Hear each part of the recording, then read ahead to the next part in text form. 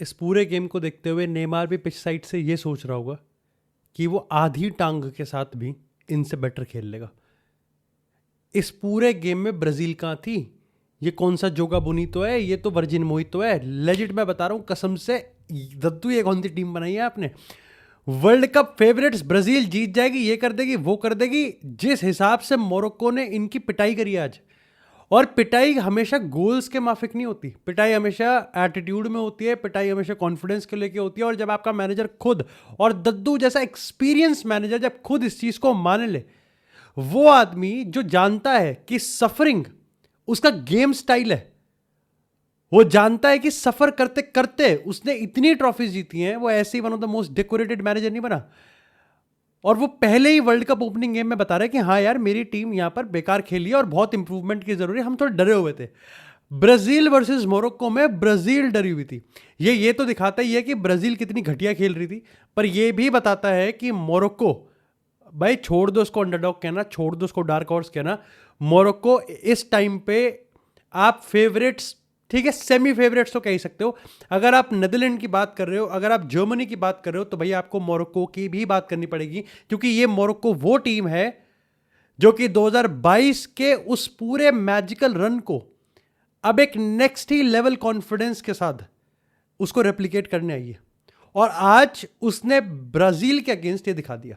जब पूरी दुनिया यहां पर ये सोच रही थी कि भैया ब्राजील वर्सेस मोरक्को में हा, मैं तो खुद अपनी आंखें सेकने के लिए बैठा था कि भैया मोरक्को पे गोल पड़े और मैं मस्त यहां पर सांबा कर दूंगा, लेकिन कोई सांबा बांबा नहीं आया भाई।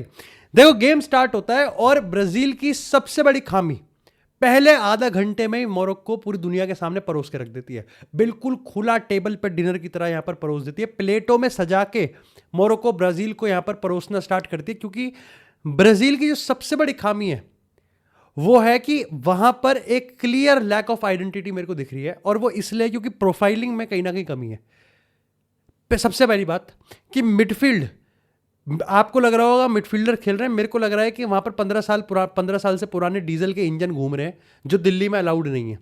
मैं जेन्युइनली मैं तुमको बता रहा हूं, क्योंकि एक मिडफील्ड एक कॉम्बिनेशन से बनता है। मिडफील्ड में हमने यहां पर ब्रूनो गमारेश, लुकस पाकेता, और अगेन ठीक है मैं अपने पे ब्लेम लूंगा, लेकिन पाकेता की बात करें, ब्रूनो गमारेश की बात करें, कासिमिरो की बात करें, एक वैसे ऑन पेपर जैसे मैंने कहा कि इट्स अ सेमीफाइनल टाइप की मिडफील्ड है। आपके पास एक कंट्रोलर है, ठीक है, आपके पास लुकस पाकेता में आपके पास एक रिस्क टेकर है, ठीक है, एक बहुत ही वर्सेटाइल प्लेयर है। आपके पास ब्रूनो गमारेश में एक काफ़ी बढ़िया बॉक्स टू बॉक्स है, टेम्पो सेट कर सकता है, प्ले चला सकता है, आपके पास एक बढ़िया है। और इन दोनों को और डिफेंस को शील्ड करने के लिए आपके पास कासिमिरो है, जो कि अपने एक्सपीरियंस से, ठीक है, उसके पैर नहीं चलते पर दिमाग तो चलता है। पर पहले ही आधा घंटे में क्लियर हो गया कि ये गेम ब्राजील के हाथ में ही नहीं आ रहा। पहले 10 मिनट में विनीसियस का सिर्फ एक टच था, और जब अगला टच आया तो विनीसियस ने लिटरली प्लेट पे परोस के यहां पर ईगर थियागो के लिए गोल बनाया। एंड आई गेट इट कि ईगर थियागो जेन्युइनली सही में ब्राजीलियन लुकाकू, और थोड़ा सा और लुकाकू का भी लुकाकू लग रहा था वो, और वो लुकाकू वाला उसको काम दे रखा था, वो आ रहा था वो कार्डियो करने। बट द फैक्ट यहां पर ये है कि क्योंकि यहां पर आइडेंटिटी ही नहीं है इस ब्राजील के पास, तो वो क्या कर लेगा बंदा।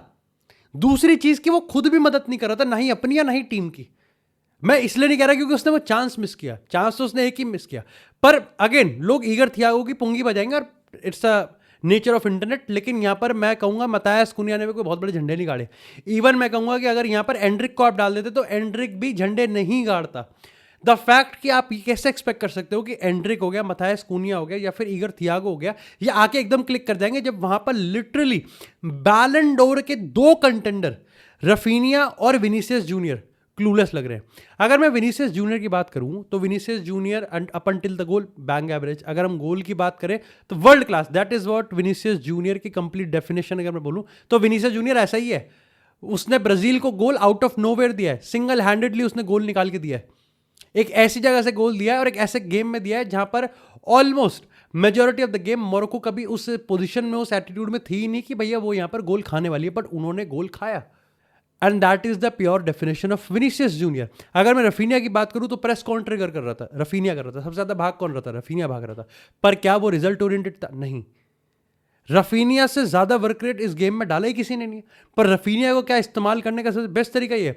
अब काफ़ी लोग कहेंगे कि रफीनिया को अकोमोडेट किया जा रहा है just for the sake of it, क्योंकि असली पोजीशन तो विनीसियस की है। बट मैंने इस गेम में अगर ब्राज़ील की डिफेंसिव फॉर्मेशन की बात करूँ तो मैंने 4-4-2 देखी, जहाँ पर ईगर थियागो और यहाँ पर Vinicius junior up top striker थे और रफीनिया लेफ्ट मिड था। आई थिंक प्रॉब्लम यहाँ पर यह हो रही है कि अगर एक टीम का कलेक्टिव यूनिट वर्क करना है तो सबसे पहले तो आपके पास एक बहुत ही सपोर्टिंग कास्ट होनी चाहिए जो कि फुल बैक्स में आएगी। अगर इबनेस की बात करूं या फिर सेंटोस की बात, ना, I don't think so. They are rock solid, physical भी थे, पर वहां पर आपको एक सेंस ऑफ फ्लेयर तो चाहिए ही चाहिए, स्पेशली विनीसियस और रफीनिया टाइप के प्लेयर्स के साथ।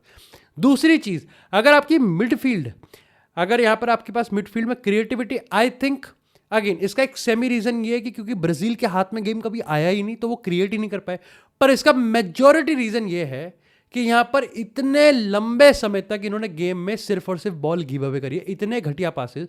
क्योंकि प्रॉब्लम यह है कि यहां पर जो प्लेयर्स का एटीट्यूड है गेम को लेके, हाई रिस्क हाई रिवॉर्ड, हर प्लेयर लिटरली कुछ 30 मार खान नहीं देना चाहता है।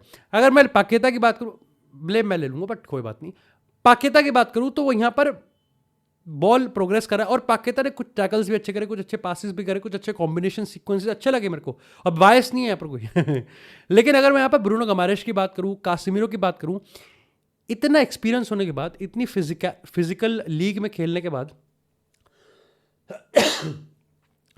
ऐसा कैसे हो सकता है कि वो इस गेम के किसी भी पार्ट को कंट्रोल ही नहीं कर पाए।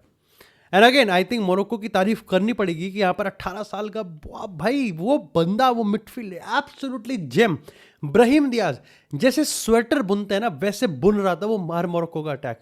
अगर यहाँ पर मैं भूल गया उनके स्ट्राइकर का नाम, एकदम से भूल गया, बट मैं सबरीना कारपेंटर बोलता हूँ। सबरीना कारपेंटर की मैं बात करूँ, लिटरली ब्राजील सेंटर बैक के बीच में से, क्या भाई गैब्रियल भाई, ये 2 सेंटर बैक वो है जो चैंपियंस लीग का फाइनल खेले, तुम समझ सकते हो। उसके बीच में सबरीना कारपेंटर ने चिप करा है एलिसन। अगेन एलिसन की ज्यादा गलती नहीं कहूंगा क्योंकि वो आगे आया, उसने अपने आप को बड़ा दिखाने की कोशिश करा, लेकिन सबरीना कारपेंटर ने बता दिया कि बड़ा उसका है।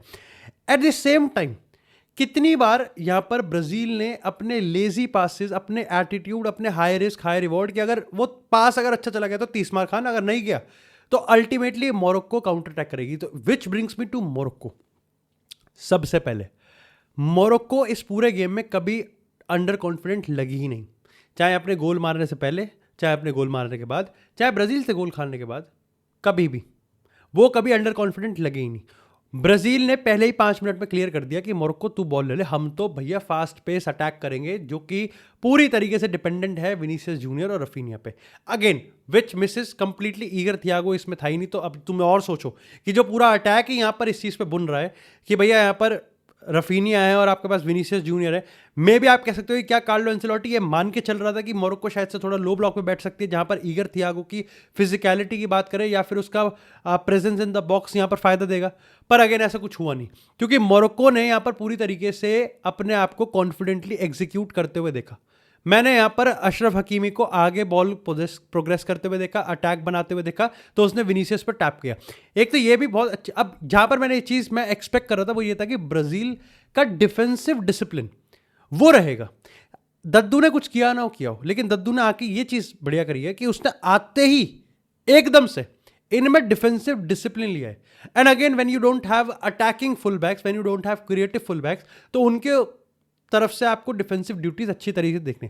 आज रफीनिया, अगेन रफीनिया को मैंने फुल बैक की पोजीशन पे आते हुए देखा, इतना वर्क रेट, पर वही वाली बात है कि आपने बॉल जीत के करोगे क्या जब आप यहाँ पर इतना हाई रिस्क हाई रिवॉर्ड खेल रहे हो।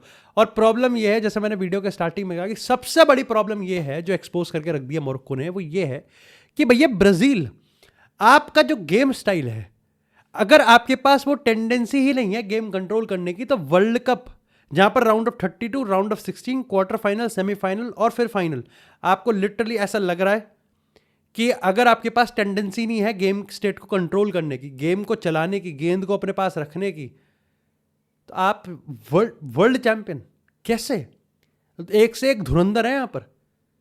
आपके फुल बैक्स ज्यादा क्रिएटिव नहीं है, आपकी मिडफील्ड बॉल संभाल नहीं पाती, और आपके अगर हम फुल सेंटर बैक्स की बात करें तो वो ज़्यादा पता नहीं क्या किस तरीके का मिसकम्युनिकेशन है, ठीक है। इतना ज़्यादा हाई टर्नओवर है, इतना ज़्यादा पोजीशन लूज करते हैं, इतने क्रिटिकल पोजीशंस पे पोजीशन लूज करते हैं, और इसमें विनीसियस, रफीनिया, पाकेता, अगेन ठीक है मेरा ही है, but France, Spain, Argentina, Portugal, England, ये तो टेटू दबा देंगे भाई, टेटू दबा देंगे। और अगर बात करें मोरक्को की, तो आई थिंक भाई they have a brilliant squad.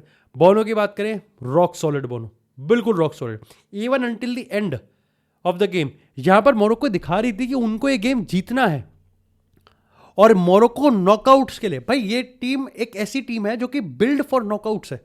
They have absolutely brilliant keeper, उनके पास एक बहुत ही अच्छा, बहुत ही फुल प्रूफ एक सिस्टम है जो डिफेंड भी कर सकता है, पर एट द सेम टाइम वो अटैक भी कर सकता है। दे हैव अ रीजन कि वो यहाँ पर लॉन्ग बॉल भी खेल सकते हैं, तो वो यहाँ पर एक्चुअली में आपके थ्रू बॉल शॉर्ट पासिस भी खेल सकते हैं। बहुत ही फ्लोटिंग है, बहुत ही गेम कंट्रोल करने वाले मिडफील्डर्स हैं, फुल बैक्स हैं। सबसे बड़ी चीज़ ये है कि they can not be intimidated, आप इंटिमिडेट कर ही नहीं सकते उनको। ये सबसे बड़ी खूबी है इस मोरक्को की। और नॉकआउट्स में जिसके पाले मोरक्को पड़ेगी, मोरक्को को हराने के लिए इनके जैसा ही उतरना पड़ेगा, कॉन्फिडेंट, गलीच भी, रिजल्ट ओरिएंटेड, पर एट द सेम टाइम सामने वाले की वीकनेस को एकदम परखना। एकदम परख लिया उन्होंने ब्राजील का। आई थिंक एंसेलोटी को भाई, अगर इस ब्राजील, सिंपल सी बात है भाई, रफीनिया और Vinicius junior, they have to coexist in the same system. और अगर उनको सिस्टम में को एग्जिस्ट करना है तो उनके रोल्स को भाई इस तरीके से डिजाइन करना पड़ेगा कि कार्लो एंसेलोटी को एक्चुअली में उनसे कुछ मिल रहा है। आपके पास दो ऐसे बंदे हैं जो कि 30-30, 40-40 गोल कॉन्ट्रीब्यूशंस निकालते हैं। वो ब्राजील के लिए इतने टूथलेस कैसे हो सकते हैं? And again, if there is a problem regarding the number 9 कि ईगर थियागो सेट नहीं हो रहा, then you have to come with the, भाई आप फॉल्स 9 खिलाओ, आप विदाउट स्ट्राइकर जाओ, कोई और स्ट्राइकर देखो, simple, go with Endrick, go with anybody, but भाई करो, स्विच करो, go with Matheus Cunha, but switch करना पड़ेगा, क्योंकि ब्राजील के लिए प्रॉब्लम आगे बढ़ेगी। और मैं आगे इमीडिएटली, मैं ये नहीं कह रहा, ऑफ कोर्स ग्रुप स्टेज में उनको स्कॉटलैंड मिलेगी, हाइती मिलेगी, और मैंने अभी देखा उनका गेम, इतना कुछ खास वो खेल भी नहीं रहे। आई थिंक मैं पर्सनली ये कहूँगा कि इवन इफ अगर स्कॉटलैंड जीत जाए, जो कि क्योंकि उन्होंने पहला गोल उन्होंने ही मारा है, हाइती उनसे बेटर खेल रही है, पर प्रॉब्लम आएगी यहाँ पर नॉकआउट्स में। आई थिंक यहाँ पर कार्लो एंसेलोटी को समझना पड़ेगा कि सफरिंग वाला जो एंगल है, शायद से वर्ल्ड कप में वो भारी पड़ सकता है। पर again at the end of the day भाई, सफरिंग से गेम निकालना और सफरिंग से ट्रॉफी निकालना, ये अगर फुटबॉल फिलॉसफी और फुटबॉल की किताब में किसी ने लिखा है तो वो कार्लो एंसेलोटी ने लिखा है।